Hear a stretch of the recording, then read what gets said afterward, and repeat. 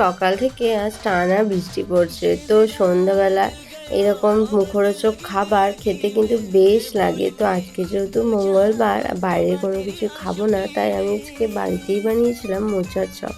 তার জন্য আলু আর মোচাকে সেদ্ধ করে নিয়েছিলাম। এবার একটু মশলা কষিয়ে নিয়ে তার মধ্যে সেদ্ধ করা আলু আর মোচা, তার সাথে আগে থেকে ভেজে রাখা বাদাম, লবণ, গরম মশলার গুঁড়ো দিয়ে ভালো করে কষিয়ে নিয়ে এবার একটা ব্যাটার রেডি করব। তার জন্য বেসন, চালের গুঁড়ো, কর্নফ্লাওয়ার গুঁড়ো, হলুদ, লবণ, গোলমরিচের গুঁড়ো, জোয়ান আর কালো জিরে দিয়ে ভালো করে একটা গাঢ় পেস্ট করে নিয়েছিলাম। তার সাথে একটু দিয়েছিলাম বেকিং সোডা। দেন হাতে তেল মালিশ করে চপের শেপে করে বেসনে ব্যাটারে দিয়ে হালকা তেলে লাল লাল করে ভেজে নিলে কিন্তু রেডি হয়ে যাবে মোচার চপ। তো তোমরা কে কে এরকম মোচার চপ খেতে ভালোবাসো অবশ্যই কমেন্টে কিন্তু জানিও।